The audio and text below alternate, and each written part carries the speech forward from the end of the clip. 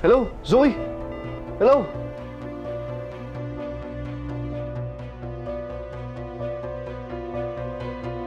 Zoe, don't you even try to make up an excuse with me! Paano niya nalaman?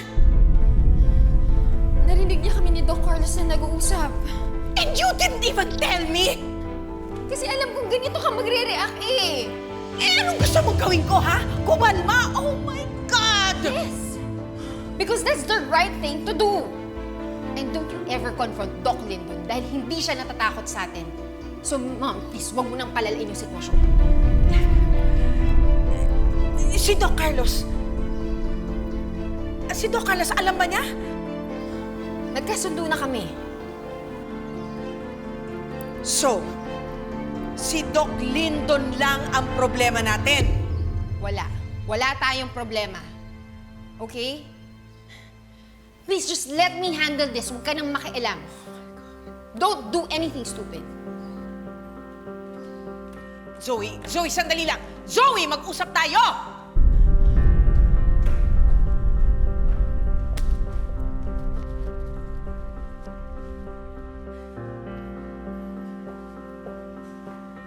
Ma'am, parang may pinagtalunan kayo ng anak mo, ah. May problema ho ba kayo? Andito ka pa? Mukhang may taong nakaalam ng hindi dapat malaman, ah. Ma'am, may alam mo kung solusyon dyan. Anong ibig mo sabihin? Bakit, ma'am?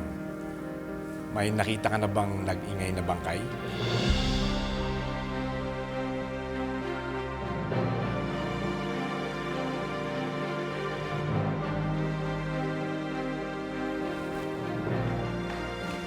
Zoe? Zoe?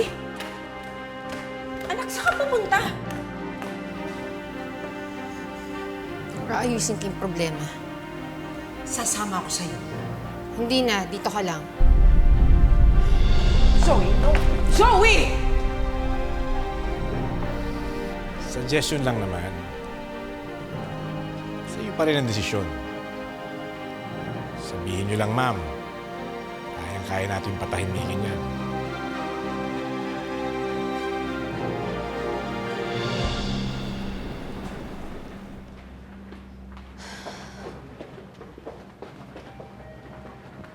Annalyn? Apo? Annalyn! Kanina pa kita tinatawag, di mo ako pinapansin. Ang lalim ng iniisip mo, ah. May problema pa? Sorry po, La. Kakakausap ko lang po kasi kay Doc Lindon. Sabi ba naman po sa akin, dapat mag-ready na daw po ako kasi malapit ko nang malaman yung totoo. Totoong ano? Hindi ko nga po alam eh. Hindi niya naman po sinasabi sa akin kung ano yun. Mukhang may problema na naman siya. Alamin mo, tapos i-checka mo sa akin. Baka may maitulong tayo. O, sige. Pupunta na ako sa kantina. Meron ka bang gustong... Ay, hindi na po. Busog pa po ako. Thank you, Lola. Sure ka? Apo. O, sige. Sige po. Ha?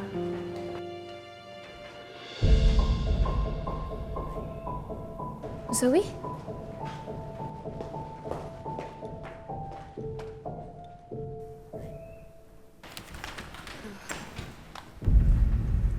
Doc Lindon. Pwede ba tayo mag-usap? Mag-usap? Hindi na natin kailangan mag-usap. Huwag na. Ang kailangan mo maghanda. Dahil sasabihin na ni Doc Carlos kay Ma'am Lynette na mag-ama kayo. Yun ang kailangan mong paghandaan. Doc Lindon, hindi niya naman sasabihin yan kung hindi mo siya pressure eh. Zoe, gustong pakasalan ni Doc Carlos si Ma'am Lynette. Kaya dapat lang malaman ni Ma'am Lynette ang tungkol kay Doc Carlos. Eh, ano naman kinalaman ko doon? Dahil niloloko niyo si Ma'am Lynette at saka si Annalyn. Pero Doc, please, huwag ka na makialam sa buhay namin. Annalyn saved me. Tapos si Ma'am Lynette, tinulungan niya ako nung may problema ako noon. Hindi ko sila pwedeng pabayaan, Zoe. So ako okay lang ang mapabayaan? Okay lang na masira yung buhay ko, ganun ba yun? Zoe, narinig mo ba yung sarili mo? Ha? Annalyn saved your mom. Tapos ano sinasabi mo siraan? Kung tutuusin, ang kawawa dito si Annalyn, hindi ikaw. Doc Lindon. Please, nagmamakaawa ako, please. Please, huwag ka nang makialam sa buhay namin. Parang awa mo na naman. Zoe, I'm sorry. Kung hindi sasabihin ni Doc Carlos to, ako mismo magsasabi kay Ma'am Lynette.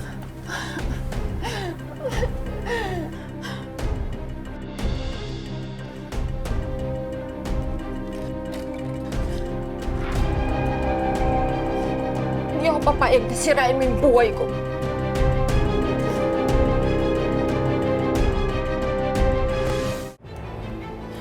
Anong gagawin mo? Sasaksakin mo ako? Go! Stab me. Hindi ako natatakot sa'yo. Lalo lang matadagdagan ng mga kasalanan mo at ang guilt mo hanggang sa hindi mo na makayanan. Zoe, listen. Kahit napigilan mo ako ngayon, eventually, lalabas at lalabas din lahat ng mga sekreto mo. Alam mo mabuti pa, hindi ko na maabutan yung araw na yon. Zoe, stop it. Hindi! Patayin mo na ako! Patayin mo na ako! Patayin mo na ako!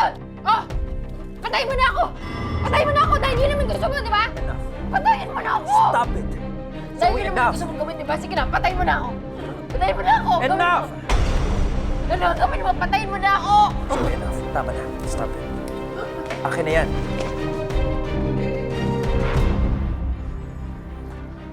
Ano nangyayari dito? Anong ginagawa mo kay Zoe? Ano, Lin, pwede ba? Huwag ka nang makialam dito. Parang hindi ako makikialam. Mukhang nagkakasakitan kayo, oh. Anong ginagawa mo sa kapatid ko? Wala siyang ginagawa. Alam mo, Annalyn, kung may problema man ako, ikaw yun! Ikaw at ang nanay mo! Dahil kayo yung sisira ng buhay ko!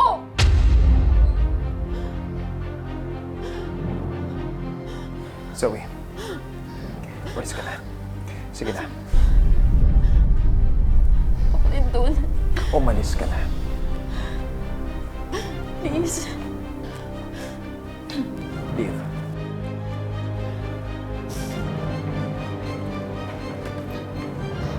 Anong ginawa mo sa kapatid ko? Doc. Okay. Wala akong ginawa sa kapatid mo. Hindi ko siya sinasaktan. May problema si Zoe. Kaya ako yung pinagpunta niya. Hindi ako naniniwala sa'yo. Magsabi ka ng totoo! Eh di wag! Huwag kang maniwala sa akin. Sundan mo yung kapatid mo. Tanungin mo siya kung ano yung totoo. Nakakapagod kayo.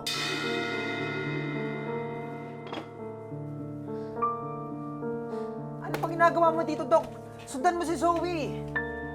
Itanong mo sa kanya kung ano yung totoo, kung ano yung kasalanan niya, kung ano yung kasalanan ko, kung meron man.